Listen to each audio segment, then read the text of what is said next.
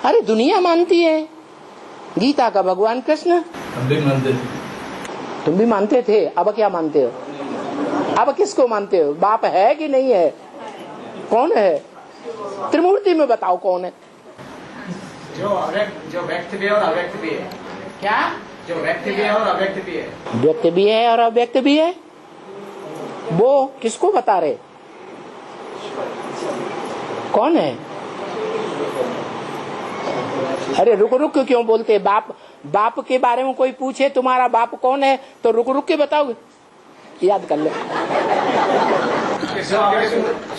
अव्यक्त मूर्ति ना है, अव्यक्त मूर्ति ना बोला। वो तो गीता में कहा है, वो तो मनुष्यों ने गीता लिखी। बाबा कृष्ण के लिए तो बोला कृष्ण बच्चा है और राम बाप है।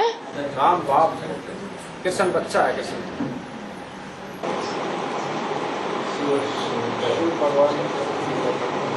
वो अव्यक्त मूर्ति ना की बात कर रहे हैं। कृष्ण बच्चा भी साकार है और राम बाप भी साकार है। राम के भक्त रहीम के बंदे हैं सब आंखों के अंधे। कौन है? अरे है राम वाली आत्मा शिव समान बन जाती है, वही गीता का भगवान है। उसका रूप क्या है? शिवलिंग। उसमें आत्मा है कि नहीं? और 5 तत्वों का संघात पृथ्वी जल वायु अग्नि आकाश का बीज है या नहीं? क्या है? शिवलिंग।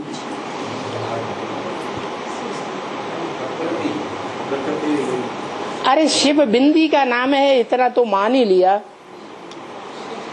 आपने भी मान लिया, मैंने भी मान लिया। तो ये तो बताना पड़ेगा ना कि जो परम पुरुष है उस परम पुरुष की परम ब्रह्म आत्मा कौन है?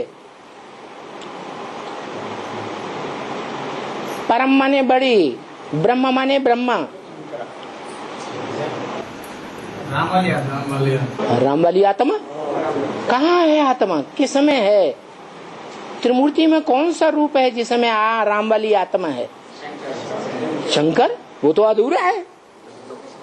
विष्णु ऊपर जो बैठा है ज्योति विष्णु जो बैठा है ना, ऊपर बैठा है।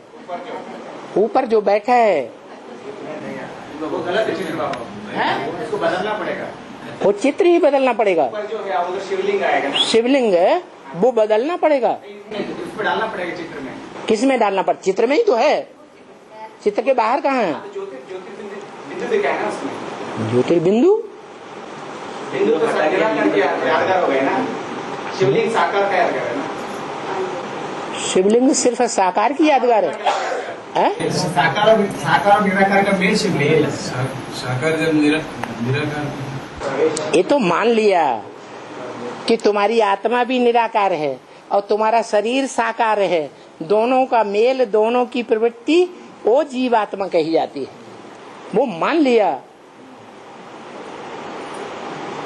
लेकिन कार्य कैसे करती है? करती धरती है या ऐसे ही लुढ़काए दे तो लुढ़कती जाती है? क्या करती धरती है? पतितों को पावर बनाती है। अच्छा, ये साकार में प्रवेश करके आप बता दीजिए। पतितों को पावन बनाती है? पतित तो 500 करोड़ है। 500-700 करोड़ पतित नहीं है तो उन सबको पावन वो गोल गोल शिवलिंग बनाता है।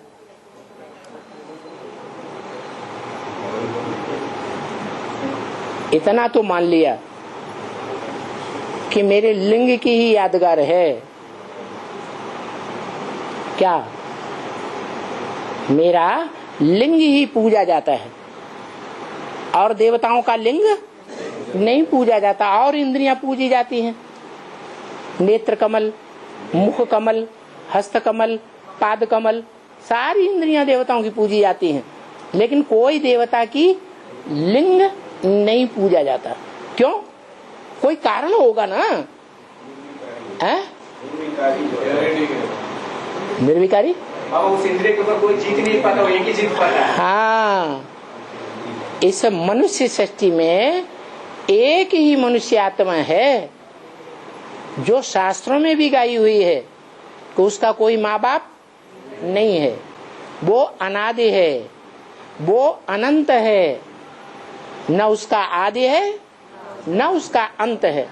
शास्त्रों में दिखाया भी गया कि लिंग को जानने के लिए ब्रह्मा जी ऊपर गए और विष्णु जी नीचे गए और उनका अंत उन्हें कहीं भी नहीं मिला। कहाँ उनका आदि है और कहाँ उनका अंत है। तो बताओ, दुनिया की बड़ी से बड़ी हस्तियां 3 मूर्तियों में से 2 मूर्तियां वो भी नहीं जानती, तो हम और आप क्या जानेंगे? तो उसका आदि मध्य अंत नहीं है, वो अनादि है, अनंत है और सत्य है कि असत्य है। गीता में भी लिखा हुआ है कि सत्य का कभी विनाश नहीं होता। तो 84 के चक्र में, इस सृष्टि में उसका विनाश होता होगा?